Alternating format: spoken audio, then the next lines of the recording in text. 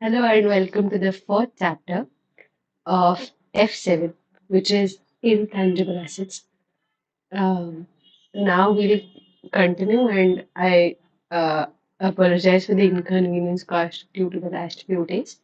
We'll continue now with the lectures henceforth, and today we'll be beginning with fourth chapter, which is Intangible Assets. All right. So, what exactly is an intangible asset? So previously we say that intangible assets are assets which do not have a physical substance, which cannot be touched or seen. But that is not a definition we're going to use now. Intangible assets are assets which basically do not have a physical substance, okay, which do not have a physical existence. Examples could be goodwill, patents, copyrights, trademarks, etc. Okay, an asset is identifiable, it's non-monetary, and it does not have a physical substance. All three of them make an intangible asset. So first is an asset is identifiable if it is separable. That is, it can be separately identified or sold or exchanged or licensed or rented. Correct? For example, a specific patent for a specific process or goodwill of a particular division or trademark or copyright on a particular brand, specifically identifiable, whether individually or related to a process or an asset or liability, as I said in terms of a patent, whether an entity intends to do so or not.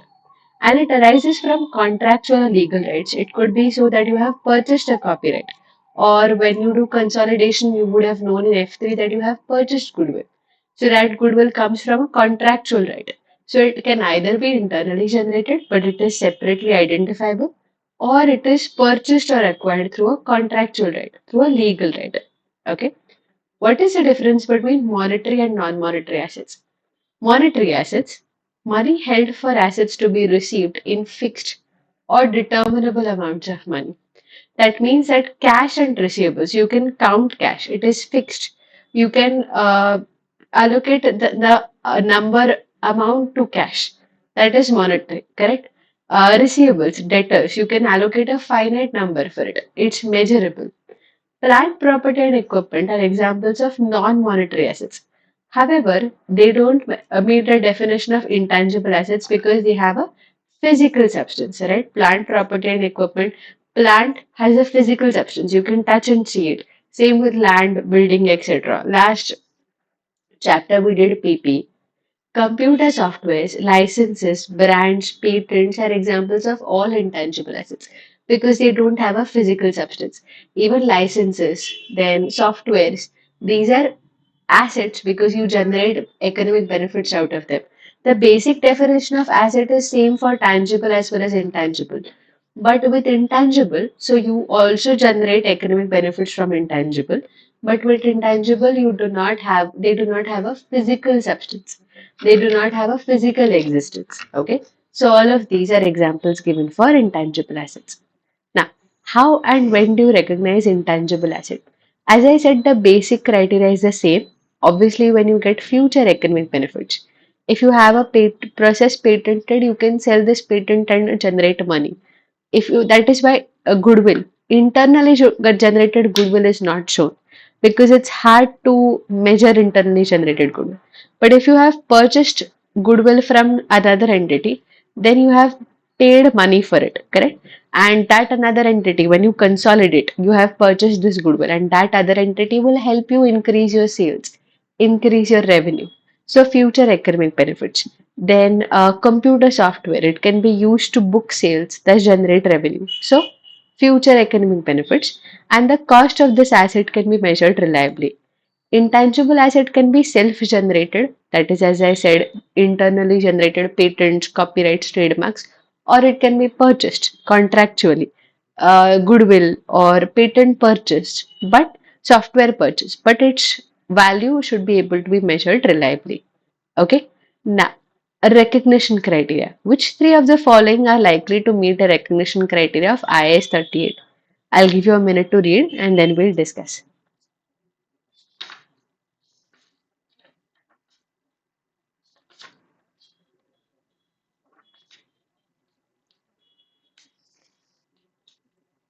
Okay. So the answers are, uh, I hope you finished reading. I'll wait for a second.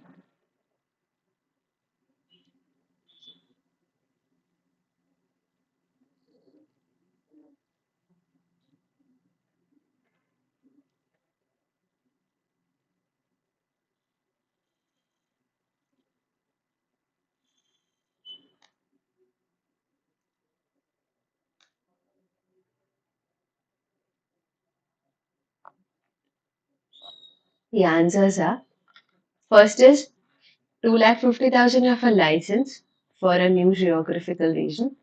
Okay. Second is 1 lakh of a computer software acquired from a supplier. So this is both acquired, that is, this is both purchased, and a brand valued at 5 lakhs acquired as a part of a new subsidiary. All of these become intangible assets. Let's see why others don't. Expenditure on 3 lakh for increasing the skill of staff. Now, this does not have physical substance and this could give you economic benefits. But there is no guarantee that the staff will be tied to your organization, will stay in your organization. Thus, this expenditure cannot guarantee you economic benefits. 28,000 spent on advertising a new product which is expected to generate economic benefits. If it is a recurring advertising, we have to show it as an expense. So it will be shown in the P&L. And an internally generated brand name estimated to be worth 1 lakh. We have to have a reliable estimate. Only when we are confident that it is valued at 1 lakh and we show it as an intangible asset. That's why the other three are not. Okay.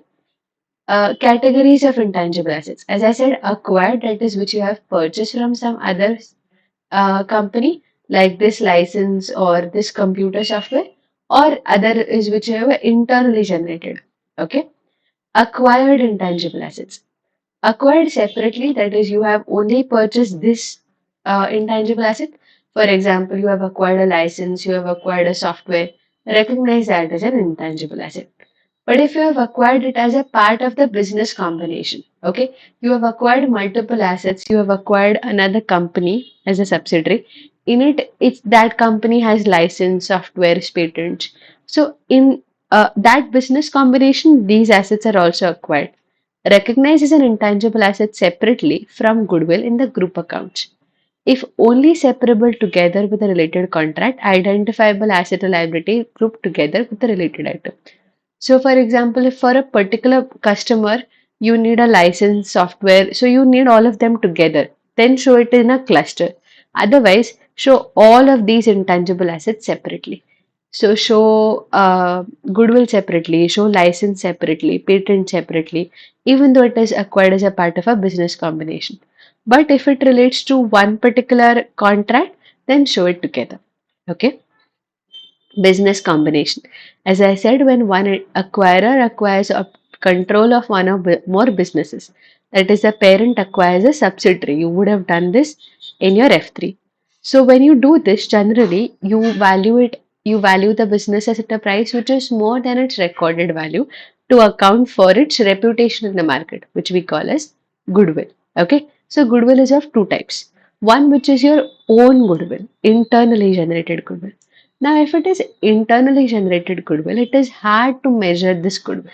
Why is it hard? Because a company would want to show maximum value for their business, but that's not possible. So, therefore, internally generated goodwill will not be recognized as an intangible asset because it cannot be measured reliably. So, internally generated goodwill is never shown as an intangible asset. But if you have paid this goodwill as a part of business combination, if you have paid this goodwill to a subsidiary, then show this goodwill as an intangible asset when you do the group accounts. Again, in your solo accounts or your standalone accounts, you don't show this goodwill. So, for example, A company is acquiring B company and A company is acquiring 60% stake in B company. Correct? So, now A company is the parent and B company is the subsidiary. This goodwill, for example, he is paying 20 lakhs as goodwill. This goodwill will be shown in the group accounts. Correct? Group accounts means consolidated accounts.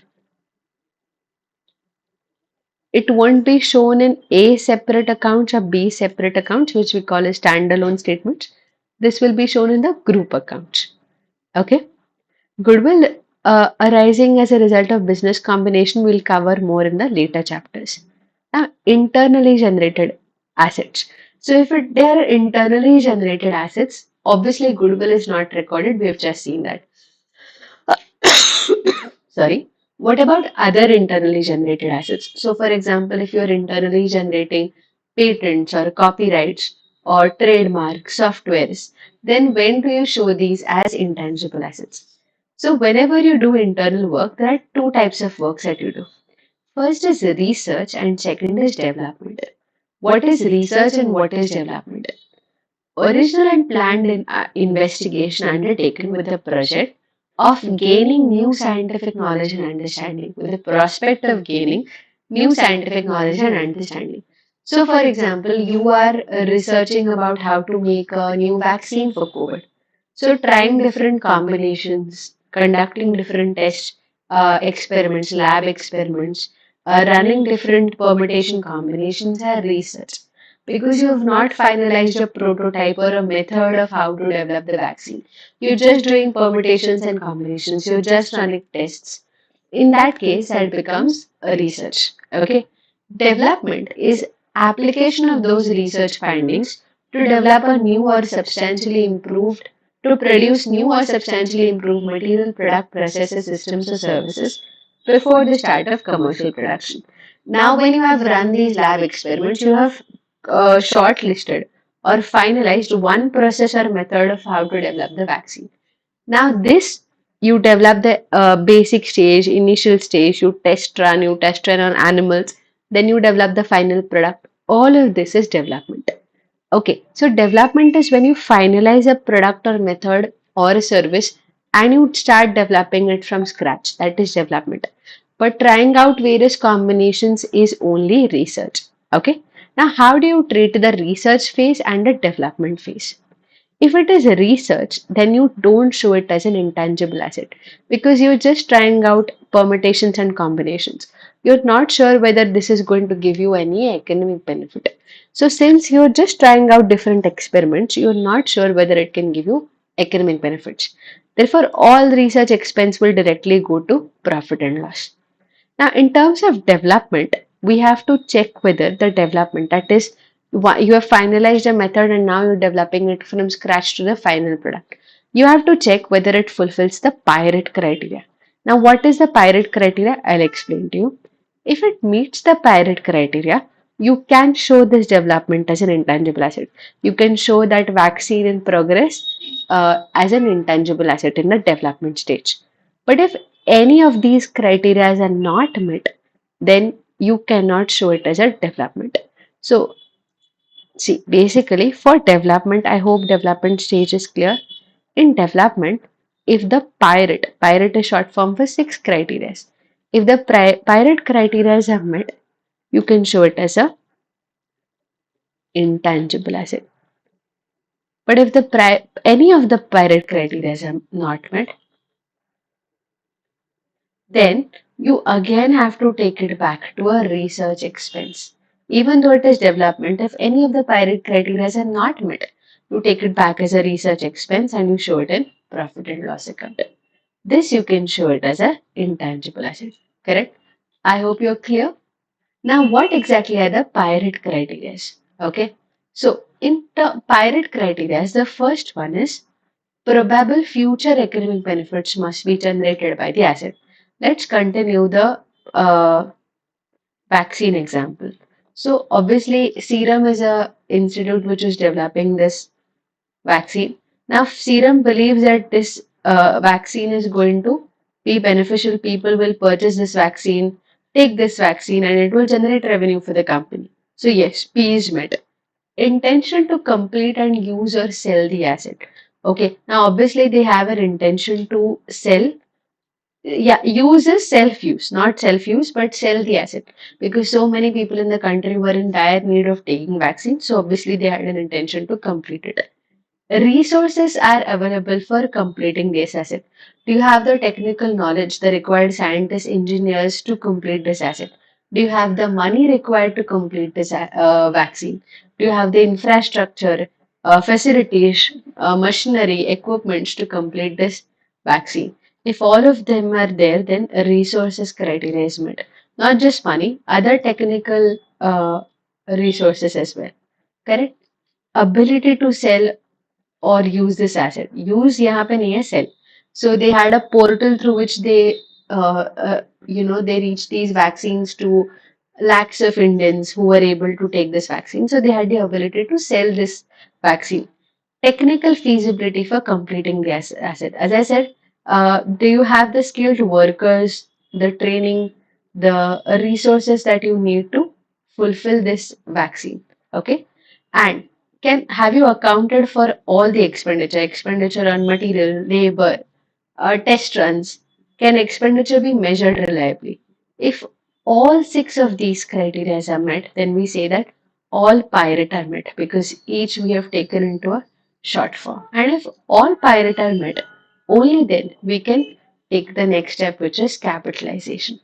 If any one of these are not met, for example, बाकी सब है but technical feasibility नहीं है, या बाकी सब है but intention to complete नहीं है, then you have to call it as a research and take it back to profit and loss. Correct? I hope this is clear.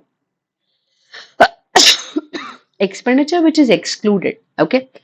The standard states that expenditure on internally generated brands, mastheads, publishing title, customer lists are not recognized. Please remember this list.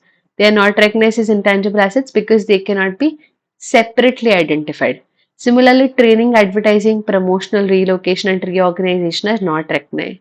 Are all expenses. They are not recognized as intangible assets.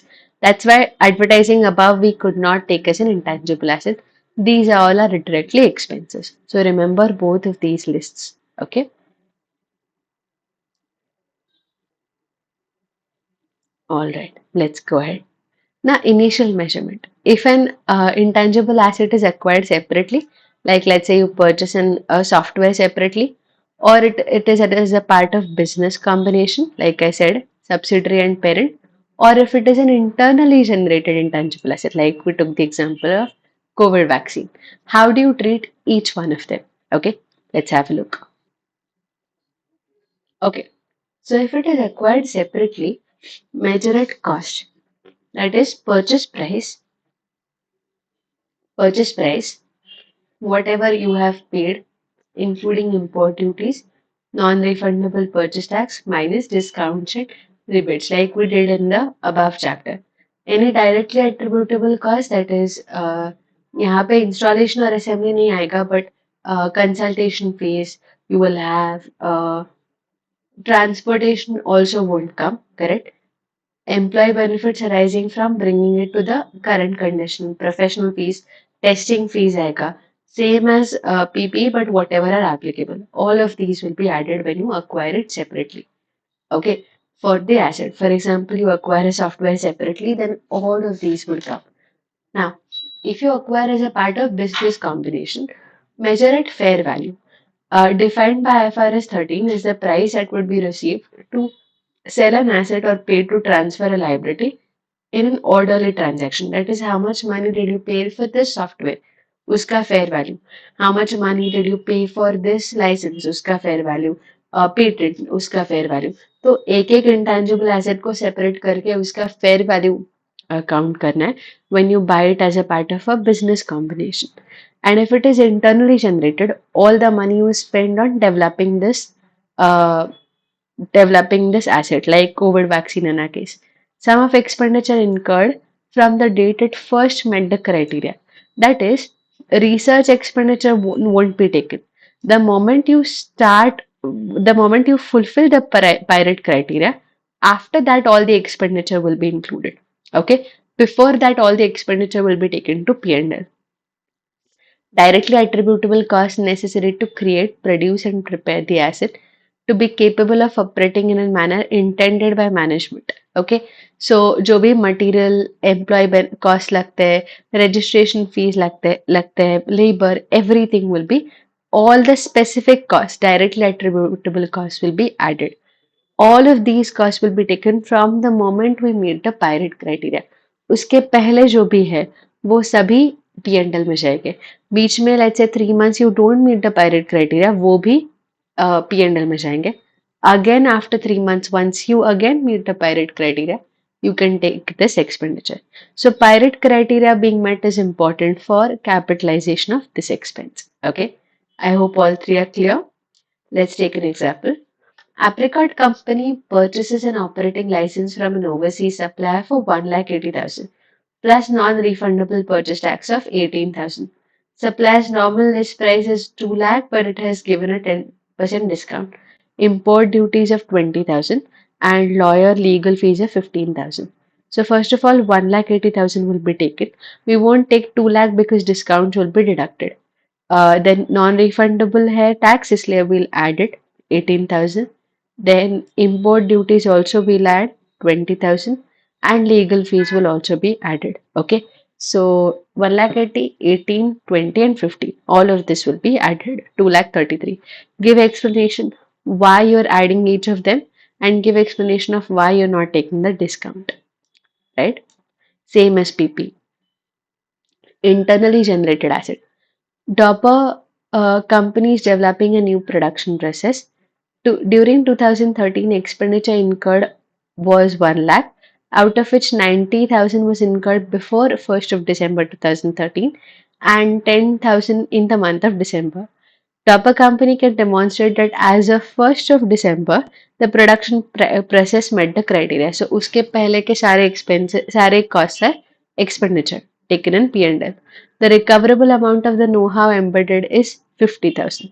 Okay, so the recognition criteria was satisfied on 1st of December. Any cost incurred after this date only we can capitalize, correct? And the year end is on 31st of December. So 10,000 will be capitalized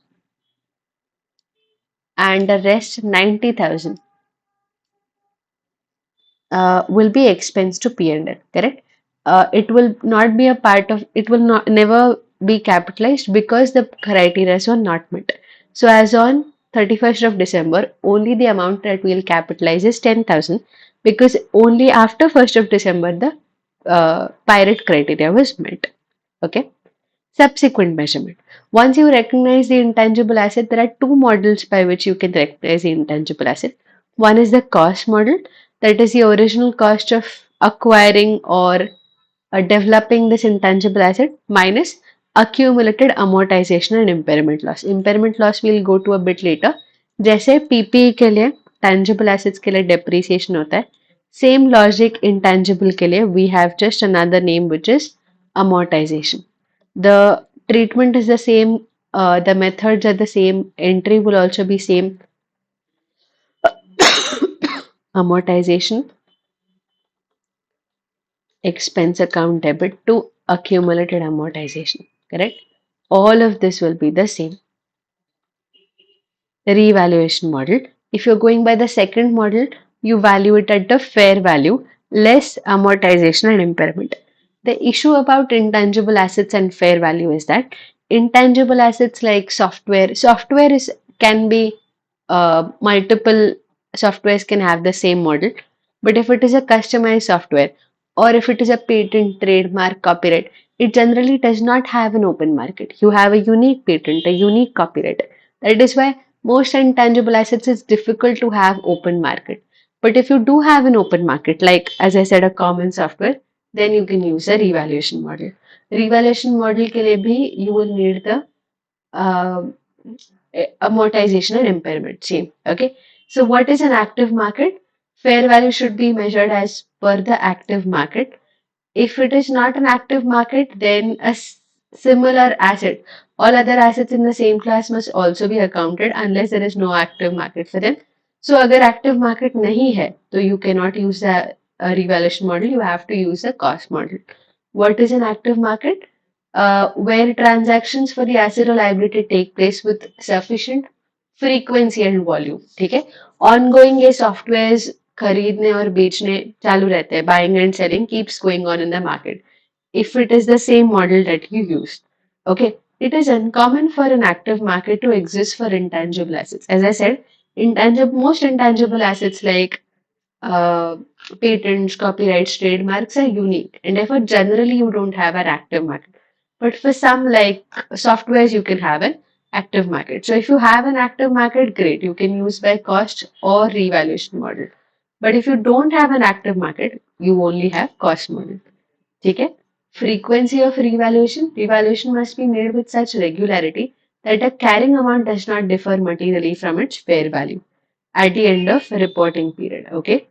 Accounting for revaluations. So if the value increases, if the value decreases. Same as PP, if the value decreases, first effect is we take it to OCI. From OCI, we take it to revaluation surplus. And the other effect, we increase the value of the asset. So asset account debit, that is intangible asset account debit to OCI. OCI say we take it to revaluation surplus, exactly same as we do for PPE. If it is decrease in value, first we take to OCI to the extent we have the balance in revaluation surplus, and after that to P&L and decrease from the value of the asset. So exactly same as we do for PP. I'll give you an example. Let's say revaluation surplus mein, obviously you have to check for that asset in respect of specifically that asset. If you have a revaluation surplus for building, you can't use that for patent. Okay, you have to see for that asset itself. So patent के लिए आपका previous revaluation था 15,000, correct? Now patent का value has dropped. If it has dropped, we'll debit OCI. Let's say it has dropped by 10,000. So obviously the patent का value will be decreased. 10,000 यहाँ पे you will deduct 10,000 and the other effect will go to uh, your asset account, correct? So OCI account debit to patent account, you will write 10,000, correct? Now this is where the revaluation surplus is sufficient. If it is not sufficient, let's say this is 20,000, then you first take OCI 15,000 in P&L, you will take the rest to patent 5,000. Okay. If your total reduction is 20,000, you use full OCI. So the OCI balance for patent becomes 0 and OCI account debit 15, P&L account debit 5 and to patent 20. Clear? So if it is excess, you take the rest from P&L as we do in the PPE itself. In this manner, you will do the upward or downward revaluation. ठीक है? Amortization. As I said, amortization is exactly same as depreciation. If the intangible asset has a finite useful life, that is, a patent can be used for 10 years, 20 years, etc. Amortize over a systematic basis over a useful life, same as SLM. Usually recognize amortization in the P&L like we do for depreciation. Residual value is normally zero. Amortization begins when it is available for use. So, for example, let's say you have developed a production process and you have received a patent on 1st of December 2020. Now, let's say you start using this production process on 1st of December 2021. Does not matter. When it's ready for use, that is 1st of December 2020, तब से आप amortization शुरू करोगे, correct? Even though आप actually use करने लगे हो 1 year के बाद, you will start amortization when it is ready to use. Review useful life and amortization method at least once a year. हर साल चेक करो कि useful life उतना ही है क्या, 10 years, has it increased or decreased, and the method of amortization too. Amortization की entry होगी और amortization आप लेके जाओगे first effect P&L में and reduce accumulated from the value of the asset as we do for PPE. Okay? अगर indefinite useful life है, कुछ assets की indefinite useful life हो सकती है, like goodwill. Do not amortize. ठीक है? आप amortize मत करो. हर साल impairment के लिए चेक करो. Impairment के लिए चेक करो मतलब basically is the value of the asset according to market, is it market में जो आपकी एसेट की वैल्यू है, is it more or less than the carrying amount? If it is less then we reduce it and carry an impairment. What do I mean by this? Let's say आपने आपका intangible asset की value दिखाई है 20,000, correct? और market में आपके active market है और आपके जैसे एसेट की वैल्यू है सिर्फ 15,000. then in that case you need to reduce the value of the asset. That is carry an impairment and reduce it by how much? 5,000. This is basically impairment. अब ये कितने frequently check करना है कि impairment हुआ है या नहीं. Okay, now if the asset has a finite useful life, that is 5 साल 10 साल ऐसा फाइनाइट यूजफुल लाइफ है, then do it on regular basis. मतलब जितना आपको फ्रीक्वेंटली सही लगता है उसके हिसाब से करो. But if the asset has an infinite useful life, कोई डिसाइडेड लाइफ नहीं है, इनफाइनाइट यूजफुल लाइफ है, then this impairment has to be checked annually. Okay, तो इम्पेयरमेंट ऐसे हमें चेक करना है कि मार्केट में सेम हमारे जैसे एसेट का वैल्यू कितना है. If it is less than our carrying amount, then we need to carry the impairment for the remaining amount. If it is more than the carrying amount, then we call it as revaluation. Correct?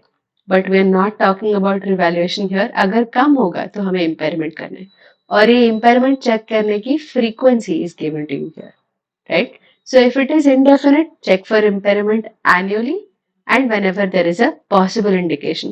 अगर let's say market में recession चल रहा है, depression चल रहा है, then there is a good chance that your assets का value has dropped. So check impairment if there is any indication. And review useful life at least annually to determine if it still supports an indefinite useful life. हर साल check करो कि आप अच्छा ये जो asset है इसका लाइफ कहीं लिमिटेड हो गया है 15 साल 20 साल 5 साल या अभी भी अनलिमिटेड ही है. इसका रिव्यू लेते जाओ हर साल. Every year check if the life has become finite or it still continues to be infinite. ठीक है, to give you a recap for finite assets, do amortization. For infinite, don't do amortization. For finite, check for impairment on a regular basis. For infinite, every year. Check useful life for finite every year and check life for infinite also every year. Amortization will go from P&L and impairment अगर कर रहे हो तो भी P&L से ही जाएगा वो. But frequency दोनों के अलग है, right? All right, there's a question for you. Stoffer PLC has a year end of 30th of September, sorry. Following transactions have taken place. Stoffer brand has become well known and has developed a lot of customer loyalty since the company was set up 8 years ago. Okay. Recently, valuation consultants valued the brand for sale purposes at 14.6 million. The directors are delighted and plan to reorganize the brand as an intangible asset. They plan to report the gain in the revaluation surplus as they feel that crediting it to P&L would be imprudent. Okay, so developed a lot of customer loyalty और इस customer loyalty को उनको brand दिखाना है. Okay, so can they show it as a brand? It is an internally generated intangible asset, as you know. उनका जो customer loyalty है वो prohibits recognition of internally generated brands on the grounds that they cannot be measured reliably, will therefore not be able to generate this customer list. Why? Because जो internally generated brands और goodwill है, उनको हम as an asset नहीं दिखा सकते because उनका correct valuation करना मुश्किल है. And that is why this 14.6 million cannot be shown. Other internally generated assets like patents or copyrights can be shown, but brands and goodwill cannot be shown. Okay? A company, so first one cannot be recognized. A company undertook an expensive but successful advertising campaign during the year to promote a new product. It cost 1 million, but the directors believe that the extra sales will be 3.6. मतलब जो revenue generate होगा वो. अब advertising campaign जो है वो हमें already पता है कि वो एक्सपेंस दिखाना पड़ता है. Advertising can never be shown as a intangible asset. ये IAS 38 में क्लियरली लिखा है. Okay, so therefore intangible asset advertising तो दिखा ही नहीं सकते क्योंकि IAS 38 में ऊपर जब हमने लिखा था क्लियरली मेंशन्ड है. So this has to be shown as an expense only, right? Stauffer owns a 30-year patent that is acquired on 1st of April 2014 for 8 million, which is being amortized over 16 years from acquisition. The product sold is performing much better than expected and its current value is 14 million. ठीक है? Okay, तो आप revaluation कर सकते हो क्या? What are the criteria? Revaluation can be carried out if it is an active market and all assets need to be revalued. ठीक है? There is often not an active market for intangible assets. IS 38 does not specify a 3 to 5 year frame for revaluation. ऐसा कुछ specifically लिखा नहीं है. But instead says that revaluation should be done with a regular frequency. तो ऐसा कुछ लिखा नहीं है कि 3 to 5 years में revaluation करना है. आपको regular frequency में revaluation करना पड़ेगा. ठीक है. This is the answer for the third one. I'm going one by one. So let's just first do the first two. According to IS 38, which of the following is the correct treatment for the brand? पहले वाला जो brand है, we cannot recognize that as an intangible asset. We have already recognized. ठीक है. Second, advertising campaign के लिए आप क्या value दिखा सकते हो? तो advertising campaign is an expense, so you cannot show it as an asset. The answer is nil. Okay. Which two of the following are true regarding intangibles? तो अभी मैंने इसका explanation दिया. Revaluation must be done in reference to an active market, correct? 3 to 5 years ऐसा कुछ necessary नहीं है. एक asset क्या है तो सभी assets revalue करने पड़ेंगे. So 1 and 3. Okay. Now let's go back to the patent. Patent का value क्या होगा as on 30th of September, right? Okay. Now this patent is amortized to a nil residual value at 5 lakhs per annum, which is based off an acquisition. तो आप acquisition करते वक्त इसका value 8 million था 80 lakhs and it will be amortized over 16 years. तो हर साल कितना amortization होगा? हर साल आपको amortization होगा 5 lakhs, correct? आपने लिया कब है? 1st of April 2014. Now इसका carrying amount क्या है? Patent cannot be revalued as there is no active market for a patent. Valuation consultants 14 million बोल रहे हैं is irrelevant. Revaluation can only be done if it is an active market. And since it is a patent, it goes without saying that it is a unique intangible asset. आपको patent मिला है because आपके जैसा और कोई नहीं कर रहा है वो process. That's why active market होने का क्वेश्चन ही नहीं है. Correct. And therefore you can not measure it reliably since there is no active market. आप ये रिवैल्यूएशन नहीं कर सकते. तो कैरिंग अमाउंट क्या होगी as on 30th of September 2016. आप बस अमोर्टाइजेशन लगा दोगे. तो अमोर्टाइजेशन कितने साल का लगाना है? 1st of April से 1st of April 2014 to 30th September 2014. Okay. ये पहला हो गया. फिर 1st of October 2014 to 30th September 2015. And then 1st of October 2015 to 30th September 2016, which is the current year. Correct. तो ये 2 पूरे साल हो गए और यहाँ पे अप्रैल मई जून जुलाई अगस्त सितंबर 6 months हो गए. Right. So it will be 2.5 years. सो अगर 1 साल का 5 है तो 2.5 years का कितना रहेगा? 12.5. So I simply subtracted from 80 lakhs and that will give me the carrying amount, which is 67.5 but in million 6.75. ठीक है. तो आप वो वैल्यूएशन के हिसाब से मत जा बिकॉज इंटेंजिबल एसेट्स के लिए only if there is an active market we can do the revaluation and patent के लिए एक्टिव मार्केट पॉसिबल ही नहीं है. Right. Stauffer has been developing a new piece of technology over the last 18 months. So internally generated costs incurred and expensed in a year are 1.6 million, further 0.4 million till 31st of December 2015, when the project met the criteria for capitalization. So 31st December के बाद के ही सभी expenses can be capitalized. So costs incurred after 1st of January वो 0.9 million.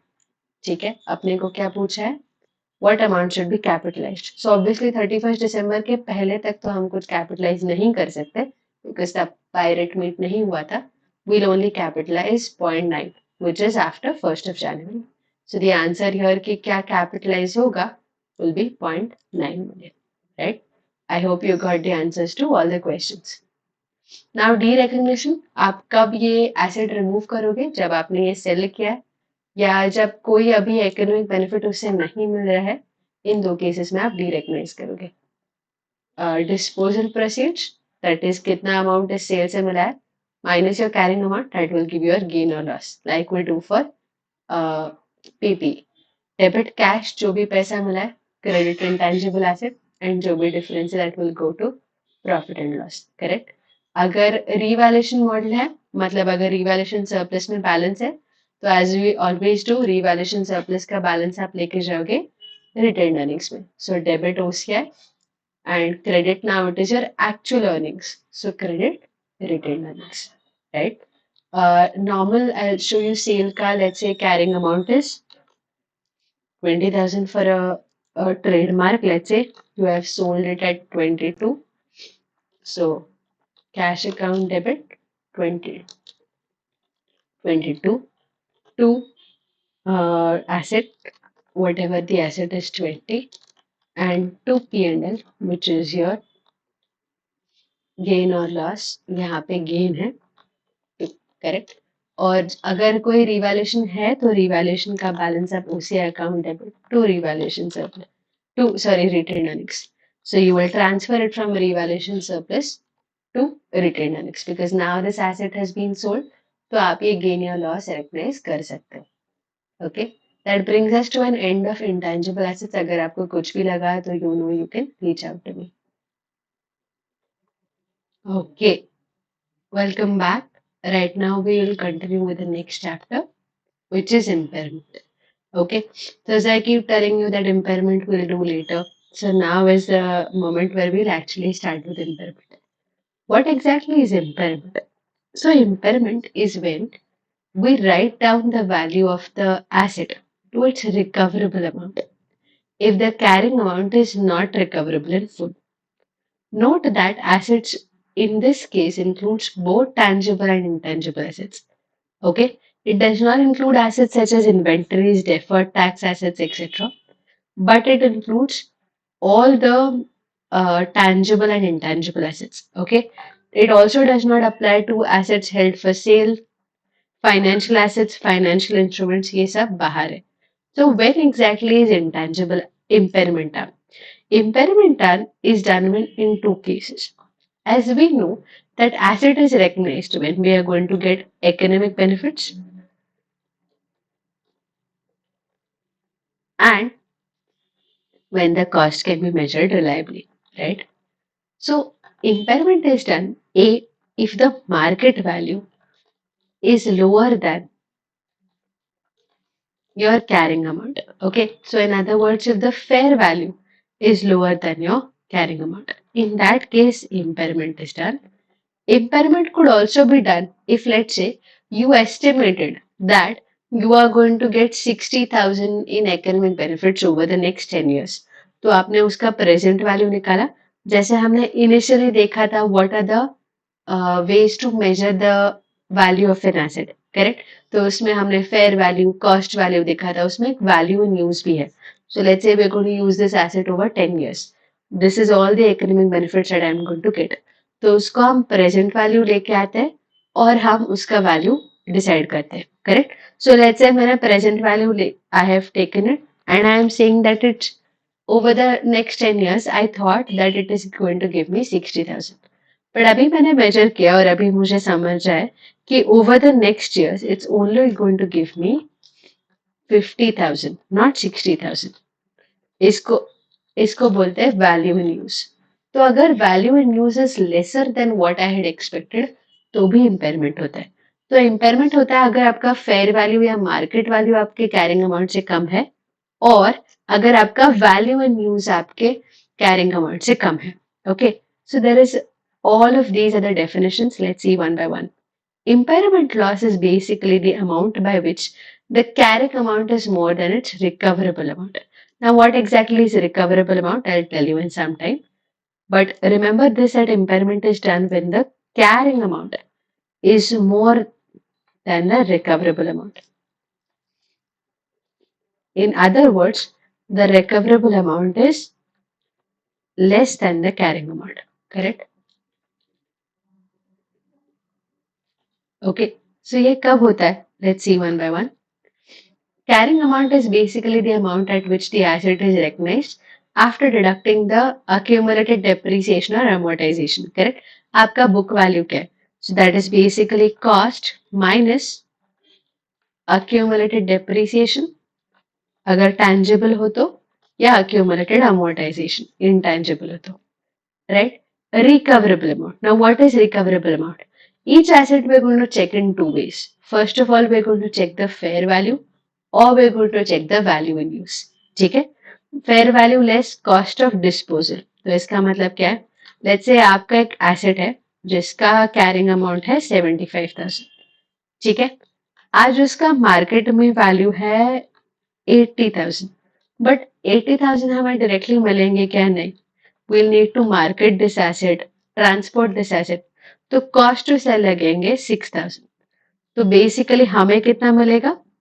74,000. So first we're going to check fair value and second we're going to check value in use. मतलब let's assume that we think that this asset is going to can be used for the next 5 years. तो हर साल आपको उस asset से कितना inflow होगा वो देखेंगे और इस इनफ्लो को पीवी में लेके आएंगे. To give you a simple example, let's say हमने ये पहले भी किया है, but let's say this asset will be used for 5 years, correct?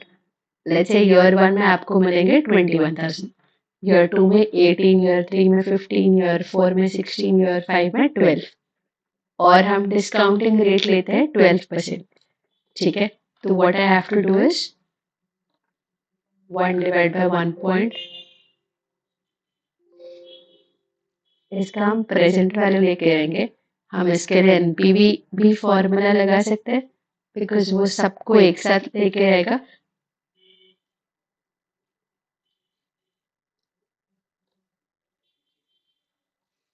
In comma 0.12. Now NPV we can use when rate I'll have to take first.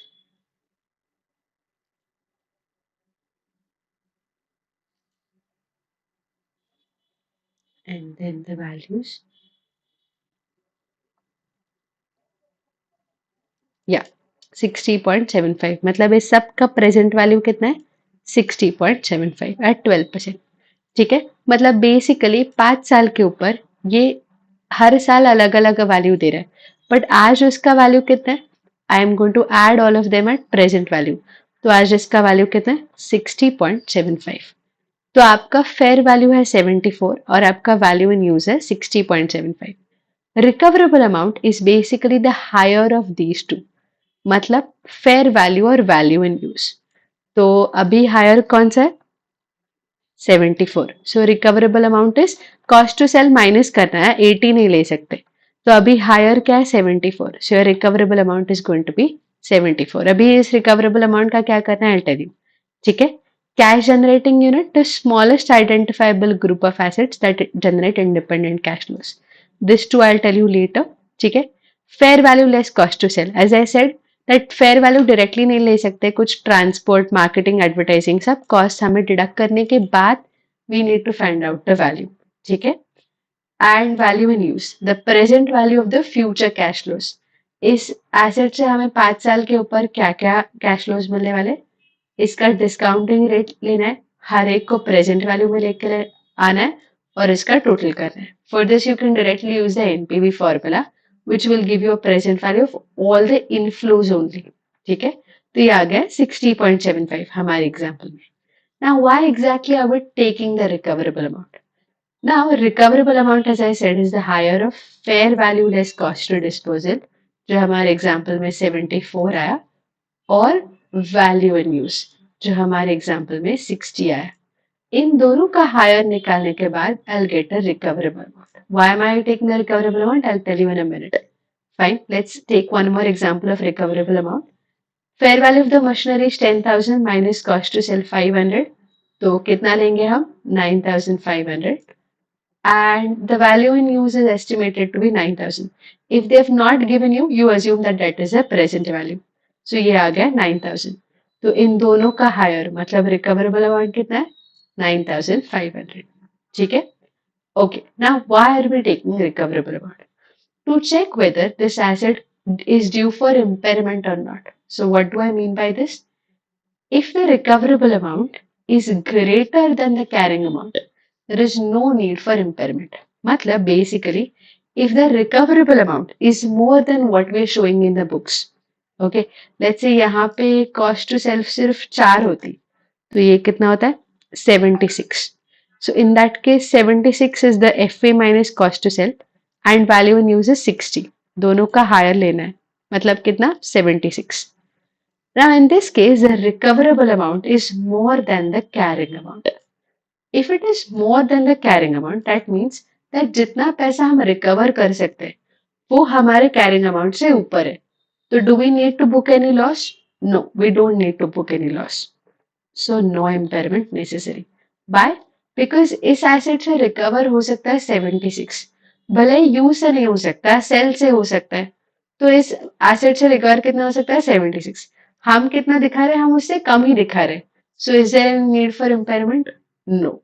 Clear? But if the recoverable amount is less than the carrying amount, यहाँ पे recoverable amount is only 74. मतलब इस asset से maximum recover कितना कर सकते हैं सिर्फ 74. But how much am I showing? I am showing 75. So मुझे कैरिंग अमाउंट कम करना पड़ेगा. कम करना पड़ेगा कितने से? 1 से.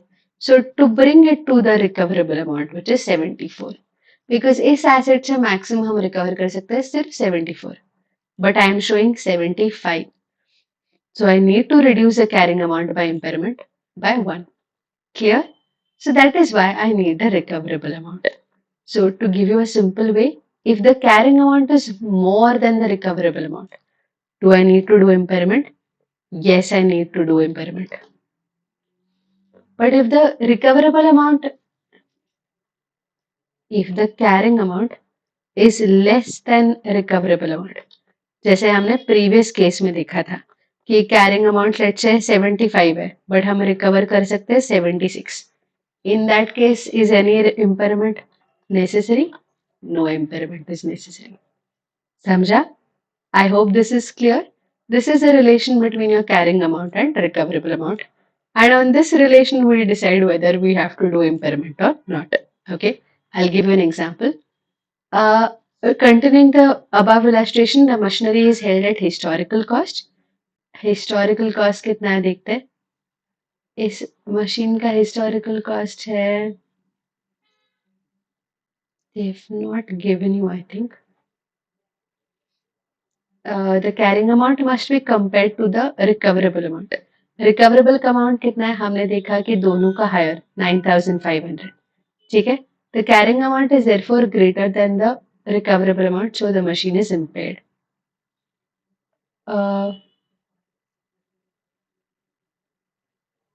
Historical cost का I don't think they have given you the historical cost. So we'll go to the second case. If the carrying amount is 10,500. ठीक है? आपका carrying amount कितना है? 10,500.